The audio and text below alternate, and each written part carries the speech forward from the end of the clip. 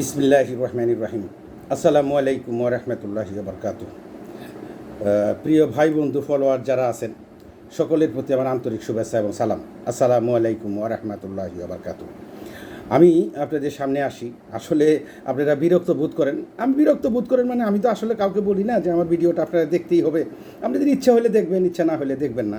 এটা আমার ইচ্ছা হলো যে আমি একটা প্ল্যাটফর্ম পাইছি, আমি এই প্ল্যাটফর্মে আসি, ঘরে বসে থাকি, অযথা বাইরে সময় নষ্ট না করে, মানুষের সঙ্গে বাজে আলোচনা করে বিরঞ্চ বাজে ঝামেলাই বেশি হয়। তো ঘরে বসে থাকি, আলহামদুলিল্লাহ, ঘরে বসে টুকটাক ভিডিও করি। বিষয়ভিত্তিক নিয়ে আমি যতটুকু পড়ালেখা করি ততটুকু আপনাদেরকে একটু জানাই, যে যদি আমি আমার পাশাপাশি কোনো ভাইয়ের একটু উপকার হয় আলহামদুলিল্লাহ, সেটা যদি আল্লাহ তাআলা ওই উসিলায় আমাকে মাফ করেন, তো এই আশায় আর কি। যাই হোক, আমি আপনাদেরকে সালাম জানাচ্ছি, শুভেচ্ছা জানাচ্ছি। আমি এখন যে বিষয়টা নিয়ে আলোচনা করব সেটা হলো ইমাম বিষয়ে। যে ইমাম কি, বা ইমামের কি দায়িত্ব, বা আমরা কেন ইমামের গুরুত্বটা দিই। আসলে বড় কথা হলো যে ইমাম মানে হলো নেতা। আগে তো আসিল যে ইমামের উপরেই মানে বিচার করতেন, ইমামের উপরে অনেক নির্ভর করতেন, ইমামকে খুব গুরুত্ব দেওয়া হতো আগের ব্যাপারে, বিভিন্ন ব্যাপারে। তো এখন আমাদের এই জামানায় তো আসলে যার যে হাতে 3.5 হাত ইমামকে রাখতে চিনি না। শুধু নামাজের বেলায় চিন্তা করি যে নামাজ পড়তে যাবো, নামাজ পড়তে গেলে ওনাকে সামনে দিয়ে উনি নামাজ পড়বেন, আমরা ওনার পিছনে একটা করবো, এই নামাজ পড়ি আর কি, ইমাম একটা। আর বিশেষ করে এখন যে মসজিদে গেলে যে সমস্ত ইমামগুলো নিয়োগ করা হয়, সেটা তো ওই যে সভাপতির হুকুমের দাস, সভাপতি মসজিদ কমিটির হুকুমের দাস। ইমামের কোনো নিজের কোনো ব্যক্তিত্ব থাকে না, ইমামের কোনো মর্যাদাই নেই। তো এটা আমরা দেখছি। তো যাই হোক, এটা ওই দিকে আমি যাচ্ছি না। আবার একটা ব্যাপার আছে, আবার এই যে আমাদের গ্রামে গঞ্জে যে বিশেষ করে যে সমস্ত আলেমগুলো থাকে, যে শহরের কিছু আলেম আছে, কিছু বিজ্ঞ বলবো কি না সেটা জানি না, মানে তুচ্ছ তাচ্ছিল্য করে। আমি অনলাইনে একটা আলেমের বক্তব্য শুনে আমার মনটা খুব খারাপ হয়ে গেছিলো।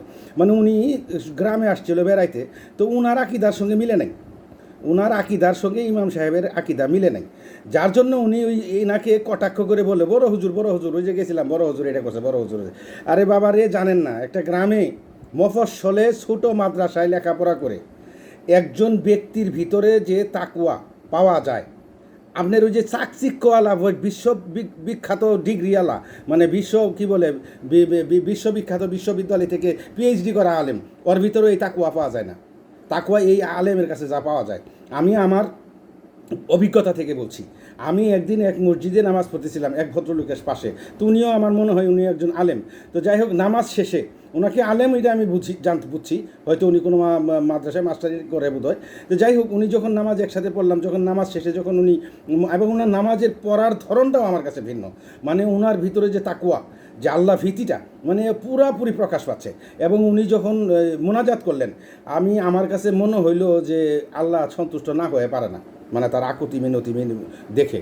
তো যাই হোক, এগুলা গ্রামে গঞ্জে ইয়াতে আছে। আর যেগুলো ওই যে শহরে যে আলেমগুলার কথা বললাম, এগুলার আছে কি খালি বাহাদুরি, মানে এমন ভাব দেখাবো যে তার মতো জ্ঞান আর পৃথিবীতে নাই, সে একলাই জ্ঞানী, মানে একেবারে সব তছনছ করে ভালাইছে। যাই হোক, আল্লাহ তাআলা মাফ করুক, আমি কারো নাম নিতে চাই না। তো আমার কথা হলো, আলেমের ভিতরে তাকওয়া থাকতে হবে, আল্লাহ ভীতি থাকতে হবে, পরহেজগারি থাকতে হবে। যদি না হয় তাহলে সেটা হবে না। তো এখন যাই হোক, আমাদের কথা হলো যে গ্রামেগঞ্জের কথা বলি। আমি যে আমরা কেন ইমাম করি, সেটা হলো যে আমাদের গ্রামে বা গঞ্জে বা যে কোনোই জহেনাই বলেন, যে মসজিদ একটা খুব গুরুত্বপূর্ণ জায়গা। বিশেষ করে এই মসজিদে দেখবেন শুক্রবারের দিন সমস্ত মহল্লার লোকজন বা এলাকার লোকজন একত্রিত হয়। এইখানে যদি একটা যোগ্য আলেম থাকে, যোগ্য একটা ইমাম থাকে, সে তার বক্তব্যে, তার আলোচনায় একটা সমাজে অনেক পরিবর্তন আসে এবং মানুষের ভিতরে সেটা তাসির করে। আর বিশেষ করে আমরা যারা আল্লাহকে বিশ্বাস করি, আমরা যারা সৃষ্টিকর্তাকে বিশ্বাস করি, যখন ওনার কথাবার্তাগুলো একটু বলা হয় এবং ওনার ভিতরে যে আমাদেরকে সুসংবাদ এবং মানে ভয়ভীতি দেখায়, তখন আমাদের ভিতরে পরিবর্তন আসে, সমাজের মধ্যে একটা বিরাট ভূমিকা পালন করে, এবং ধরেন এটা শান্তি, ভ্রাতৃত্ব সব কিছুই সৃষ্টি হয়। তো যাই হোক, আমরা এখন ওই দিকে যাচ্ছি না, যে আমরা ইমাম কাকে বানাবো, ইমামের যোগ্যতা কী বা ইমামের দায়িত্ব কী, সেই সম্পর্কে আমরা একটু বলবো। তো একজন এখানে বলা হয়েছে যে ইমাম কি, বা ইমাম কেন, আমরা ইমাম কেন। তো আমাদের বিশেষ করে সালাত আদায় করার ব্যাপারে, নামাজ আদায় করার ব্যাপারে আমরা ইমামকে আমরা ফলো করি। আর ইমামের কেন ফলো করি, কি ফলো করব, সেটাই একটা হাদিসে আসছে, যে এখানে আনাস রাদিয়াল্লাহু আনহু হইতে বর্ণিত, তিনি বর্ণনা করছেন যে তিনি একসময় একটা ঘোড়া থেকে পড়ে গেলেন, ডান দিকে পড়ে গেলেন। তো সবাই তাকে দেখার জন্য তার ঘরে সবাই উপস্থিত হলেন। তো উপস্থিত হওয়ার পরে রাসূল সাল্লাল্লাহু আলাইহি ওয়াসাল্লাম, সেই সময় নামাজ সময় হয়ে গেল, তো তখন তিনি সকলকে নিয়ে নামাজ পড়লেন এবং নামাজ শেষে তিনি বললেন যে তিনি বললেন, সালাত আদায় করে বললেন যে ইমাম বানানো হয় কেন। তাকে অনুসরণ করার জন্য। ইমাম এই জন্যই বানানো হয় বা ইমাম এই জন্যই নিয়োগ করা হয় বা ইমামকে স্থির করা হয়, সেটা কেন? তাকে অনুসরণ করানোর জন্য। যখন তিনি রুকু করবেন তখন তোমরাও রুকু করবে, আর যখন মাথা উঠান তখন তোমরাও মাথা উঠাবে, আর যখন তিনি সিজদা করেন তখন তোমরাও তার সাথে সিজদা করবে। যখন তিনি সামি আল্লাহু লিমান হামিদা বলে দাঁড়াবেন তখন তোমরা বলবে রাব্বানা লাকাল হামদ। এই হাদিসটা আসছে মুসলিম গ্রন্থ থেকে 411 নম্বর, বুখারী গ্রন্থে আসছে 505, আরও হাদিস গ্রন্থে আছে, আমি এত নাম্বার বলা দরকার নেই, আপনারা দেখলে এই দুইটা হাদিসই দেখেন। তারপরে দ্বিতীয় কথা হলো যে আমরা এই যে ইমামকে যে অনুসরণ করব বা ইমামকে ই করবো, ইমাম হওয়ার যোগ্যকে তাকে তো দেখতে হবে।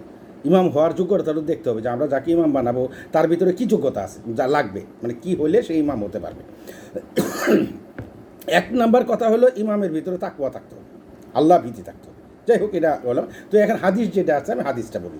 আবু মাসুদ রাদিয়াল্লাহু আনহু হইতে বর্ণিত, তিনি বলেন যে রাসূল সাল্লাল্লাহু আলাইহি ওয়াসাল্লাম বলেছেন যে দলের ইমামতি করবে ওই ব্যক্তি, দলের ইমামতি করবে ওই ব্যক্তি যে তাদের মধ্যে আল্লাহর কিতাব বেশি ভালোভাবে পাঠ করেন, অর্থাৎ কিরাত যার সুন্দর।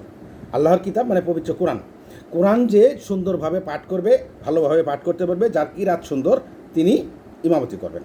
আচ্ছা, এখানে এরপরে বলা হয়েছে যদি সবাই এরকম জানে, সবার কিরাত সমান, তাহলে তখন কি করবে? এখানে বলছে যদি তাদের সকলেরই কিরাত সমান হয় তাহলে তাদের মধ্যে যে আগে হিজরত করছে তাহলে সে ইমামতি করবে। যদি তাদের সকলের মধ্যে সমান হিজরত করে, সবাই সমান হিজরত করছে, তাহলে তখন কি করবে? যে তবে তাদের মধ্যে যারা যে বেশি সুন্নাহ জানে, বেশি হাদিস জানে বা রাসূলের সুন্নাহ যে বেশি জানে, সে ইমামতি করবে। যদি তারা সুন্নাতেও সমান হয় তাহলে তখন কি করবে? তখন বলা হয়েছে যে তাদের মধ্যে যে বয়সে বড় সে ইমামতি করবে, তাদের মধ্যে যে বয়সে বড় সে ইমামতি করবে। আচ্ছা, আর তুমি এখন আরেকটা উপদেশ দিচ্ছেন উনি, যে আর তুমি কখনো কোনো জায়গায় গেলে কোনো ইমামতের জায়গায় ইমামতি করবে না যতক্ষণ পর্যন্ত সে অনুমতি না দিচ্ছে। যাই হোক, এই কথাটা পরে আসছে। তো এখন ঘটনা হলো ইমামতি করবে না, আর তুমি কারোর জন্য নির্ধারিত সম্মানীয় স্থানে উপবেশন করবে না। যে দেখা গেল যে কারোর জন্য একটা সম্মানিত নির্ধারিত স্থান, বসার জায়গা, সেখানে যত বড় আলিমই হন আর যা ইচ্ছা তাই হন, আপনি সেখানে যাবেন না। তবে হ্যাঁ, এখানে রাসূল সাল্লাল্লাহু আলাইহি ওয়াসাল্লাম একটা কথা বলছে, হ্যাঁ, যদি তোমাকে অনুমতি দেয়। তো এই হাদিসটা এখানে আসছে। তাইলে আমরা ইমাম কাকে নিযুক্ত করব? এখানে রাসূল সাল্লাল্লাহু আলাইহি ওয়াসাল্লাম বলে দিয়েছেন যে কোরআন তেলাওয়াতে ভালো এবং কেরাত যার সুন্দর তিনি। আর যদি সেরকম সবাই সমান হয় তাহলে যে হিজরত করতে আগে তাকে, তো হিজরতও যদি সবাই সমান করে থাকে তাহলে তো তারপরে হইলো যে তাদের মধ্যে যে তোমাদের মধ্যে যে যদি কেরাতে সুন্দর হয় তাহলে তোমাদের মধ্যে যে বয়সে বড় তাহলে সে ইমামতি করবে। এই হলো রাসূল সাল্লাল্লাহু আলাইহি ওয়াসাল্লামের কথা। এই হাদিসগুলো আসছেন সহিহ মুসলিম 670, আবু দাউদ 584, আরও তিরমিজিতে আসছে 235, আরও হাদিস গ্রন্থে আসছে, আমি এতগুলো বলা দরকার নেই। আচ্ছা, এরপরে যে আসছে যে বয়সে যে বড় সেই ইমামতি করবে। দেখা গেল যে অনেক লোকে এর মধ্যে কোনো জায়গায় হিজরত করতে কেউ গেছে, সেখানে ইমামতি করবে কে? এখানে একটা হাদিস আসছে, এটা হলো যে মালিক ইবনে ওয়াইরিস রাদিয়াল্লাহু আনহু, আনহু হইতে বর্ণিত। তিনি বলেন যে এক সময় আমি এবং আমার চাচাতো ভাই, অথবা উনি আবার বলছেন যে আমি অথবা আমার এক সাথী রাসূল সাল্লাল্লাহু আলাইহি ওয়াসাল্লামের কাছে আসলাম।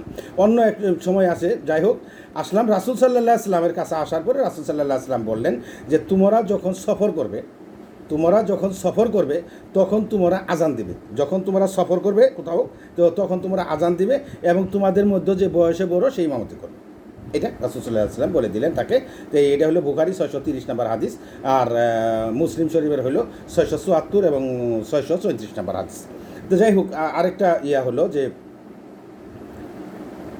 আচ্ছা, এখন দেখা গেল যে কোনো এক জায়গায় আমরা সফরে গেলাম, সবাই সমান, এখন কি ইমামতি করবে? তো এখানে একটা হাদিস আসছে যে আবু সাঈদ রাদিয়াল্লাহু আনহু সূত্রে বর্ণিত, তিনি বলেন যে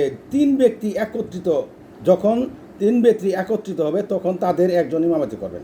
3 ব্যক্তি যদি একত্রিত হয় তাহলে তাদের মধ্যে একজন ইমামতি করবেন। আর ইমামতের বেশি উপযুক্ত ব্যক্তি হলো যে তাদের মধ্যে যে কিরাত বেশি ভালো জানে, যদি সবাই একরকম হয় তার মধ্যে যার কিরাত ভালো সে পড়বে, ইমামতি করবে। আচ্ছা, সহিহ মুসলিম, এটা হাদিস নাম্বার হলো সহিহ মুসলিম 672। আচ্ছা, দারেমি হলো আপনার 1254, এটা বুখারী গ্রন্থ আসছে, আপনারা হাদিসটা দেখে নিন। আর এখন ব্যাপারটা হলো যে কোন মানুষের অসন্তুষ্ট থাকার কারণে কোনো ব্যক্তি ইমামতি করতে পারবে না। যদি কোনো মানুষ সমাজ বা সমাজের ব্যক্তি বা ওই সম্প্রদায়ের ব্যক্তি যদি কোনো ব্যক্তির উপরে যদি থাকে অসন্তুষ্ট থাকে, তাহলে সে তার নামাজ তাকে ইমামতি করা দেওয়া যাবে না, ইমামতি হবে না, ইমামতির যোগ্যতা সে নেই। এইখানে আবু উমামা রাদিয়াল্লাহু আনহু হইতে বর্ণনা করা হয়েছে রাসূল সাল্লাল্লাহু আলাইহি ওয়াসাল্লাম বলেছেন যে 3 ব্যক্তির নামাজ তাদের কান পর্যন্ত পৌঁছে না। মানে আকাশে উঠবো তো দূরের কথা, এই কান পর্যন্তই পৌঁছে না 3 ব্যক্তির। এই 3 ব্যক্তি কারা কারা? 1 নাম্বার হলো আপনার যে পলায়নকারী দাস, যে পর্যন্ত তার মালিকের নিকট না পৌঁছে। পলায়নকারী দাস সে তো ইমামতি করতে পারবেই না, তার নামাজও কান পর্যন্ত বসবে। দ্বিতীয় যেটা হলো যে মহিলা তার স্বামীর বিরাগ নিয়ে রাত কাটায়, মানে তার স্বামীর সাথে খুব ভালো সম্পর্ক না, স্বামীর সঙ্গে বনিবনা নাই, এরকম একটা মহিলা যদি তার স্ত্রী, মানে তার এমন ব্যক্তি তার স্ত্রীর সঙ্গে ভালো সম্পর্ক না, তার নামাজও কান পর্যন্ত পৌঁছবে না এবং ইমামতি করার যোগ্যতা নেই। আরেকটা হলো 3 নাম্বার ব্যক্তি, সে হলো যে ইমামকে তার সম্প্রদায়ের লোকেরা পছন্দ করে না, যে সমাজের লোকজন সম্প্রদায়ের লোকজন তাকে পছন্দ করে না, তাকে ইমাম হিসেবে নেওয়া যাবে না এবং সে তার নামাজ কান পর্যন্ত পৌঁছবে না। এই হাদিসটা আসছে। যাই হোক, এখন আরেকটা জিনিস হলো যে আমরা অনেক সময় ইমাম ভুল করতে পারে, নামাজে দেখা গেল যে ইমাম ভুল করতে পারে। আমাদের রাসূল সাল্লাল্লাহু আলাইহি ওয়াসাল্লামের এরকম ভুল আছে, অনেক হাদিস আসছে এরকম। তো সাহু সেজদা দিতেন, এই সাহু সেজদাটা ওইখান থেকে আসছে। তো এইখানে ব্যাপারটা হলো যে ইমাম ভুল করলে আমাদের কি করতে হবে। তো এইখানে আবু হুরায়রা রাদিয়াল্লাহু আনহু হইতে বর্ণিত রাসূল সাল্লাল্লাহু আলাইহি ওয়াসাল্লাম বলেছেন যে ইমাম যখন নামাজে ভুল করে তাকে সতর্ক করার জন্য পুরুষরা বলবে সুবহানাল্লাহ আর মহিলারা হাতাতালি দিবে। হ্যাঁ, এটা হলো আমাদের সতর্ক করে দেওয়ার জন্য। এই হাদিসটা হচ্ছে ইবনে মাজা, এটা হলো আপনার 1034 আর হলো 1036 বুখারী গ্রন্থ এই হাদিসটা আসছে। আচ্ছা, এখন ইমামের দায়িত্ব কি? ইমামের তো কিছু দায়িত্ব আছে। তো ইমামের যে দায়িত্ব হলো যে ইমাম, আমরা যখন নামাজে দাঁড়াবো, ইমামের দায়িত্ব হলো কাতার সোজা করা। উনি নামাজে যখন একামত হবে, একামত হইলেই উনি যখন দাঁড়ায় পিছন ফিরে মুক্তাদিদেরকে লাইনটি সোজা করার দায়িত্ব, বলা দায়িত্ব ওনার। তো এইখানে একটা হাদিস আসছে আবু মাসুদ রাদিয়াল্লাহু আনহু হইতে বর্ণিত, তিনি বলেন যে রাসূল সাল্লাল্লাহু আলাইহি ওয়াসাল্লাম আমাদের কাঁধ স্পর্শ করে বলতেন, তোমরা সোজা হয়ে দাঁড়াও, তোমরা এলোমেলো হয়েও না, তাতে তোমাদের মধ্যে অনৈক্য সৃষ্টি হবে।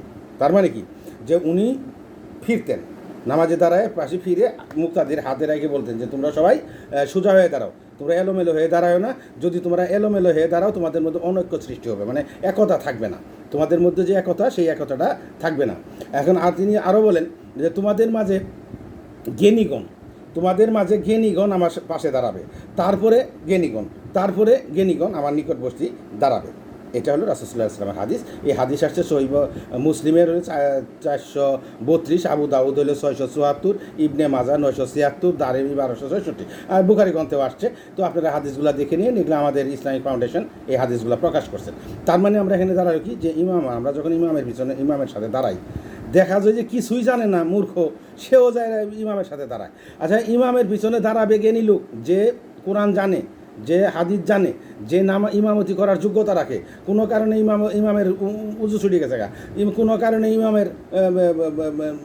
কারণে ইমামের ইমামতির করার বন্ধ, মানে একটা সমস্যা হয়েছে, তখন ইমামতি করবে কে? মানে তার জ্ঞান যার আছে, যে এলম আছে, যার ভিতরে কোরআনের জ্ঞান আছে, যে পড়াইতে পারবে, সে যায় সামনে দাঁড়াবে। এই জন্যই উনি বলা হয়েছে তোমাদের মধ্যে যারা জ্ঞানী। এখন সোজা হয়ে দাঁড়ানোর ব্যাপারে রাসূল সাল্লাল্লাহু আলাইহি ওয়াসাল্লাম কী বলছেন ব্যাপারে আরেকটা হাদিস আসছে। এইখানে আসছে আনাস রাদিয়াল্লাহু আনহু হইতে বর্ণিত, রাসূল সাল্লাল্লাহু আলাইহি ওয়াসাল্লাম বলেছেন ইস্তাউ, মানে সোজা হয়ে দাঁড়াও, বরাবর হয়ে দাঁড়াও, সোজা হয়ে দাঁড়াও, বরাবর হয়ে দাঁড়াও। এই কথাটা তিনি 3 বার বলছেন, ইস্তাউ। হ্যাঁ, তো এই কথাটা 3 বার বলছেন। এর মানে হলো যে সোজা হয়ে দাঁড়াও, বরাবর হয়ে দাঁড়াও। যার হাতে আমার জীবন, রাসূল সাল্লাল্লাহু আলাইহি ওয়াসাল্লাম বলেন, যার হাতে আমার জীবন তার কসম, আমি তোমাদের দেখছি পিছন হতে যেভাবে আমি তোমাদেরকে সামনে দেখি। মানে তোমরা যে এই যে এলোমেলো হয়ে দাঁড়াও, এইটা যাতে আমি দেখতে পাচ্ছি যে তোমরা এলোমেলো হয়ে দাঁড়াইছো। যাই হোক, এই হাদিসটা মুসনাদে আহমেদে আসছে 13,865 নাম্বার হাদিস। তো এটা বুখারী গ্রন্থ আসছেন হাদিসটা। তো এখন আরেকটা ব্যাপার আছে, ইমামের আরেকটা দায়িত্ব আছে। ইমামের আরেকটা দায়িত্ব হলো যে নামাজকে সংক্ষেপ করা। এইখানে একটা হাদিস আসছে আবু হুরায়রা রাদিয়াল্লাহু আনহু হইতে বর্ণিত, যে রাসূল সাল্লাল্লাহু আলাইহি ওয়াসাল্লাম বলেছেন, তিনি বলেন যে যখন তোমাদের কেউ একদল লোক নিয়ে সালাত আদায় করে, যখন কেউ লোকদেরকে নিয়ে সালাত আদায় করে, তখন যেন সে সংক্ষিপ্ত করে, কেননা তাদের মধ্যে রোগী, দুর্বল এবং বৃদ্ধ লোক থাকে। আর যখন কেউ একা সালাত আদায় করে, তখন সে তার ইচ্ছা অনুযায়ী সালাত লম্বা করতে পারে বা দেরি করতে পারে। এই হাদিসটা আসছে আপনার আবু দাউদ, এটা হলো 769 এবং 760।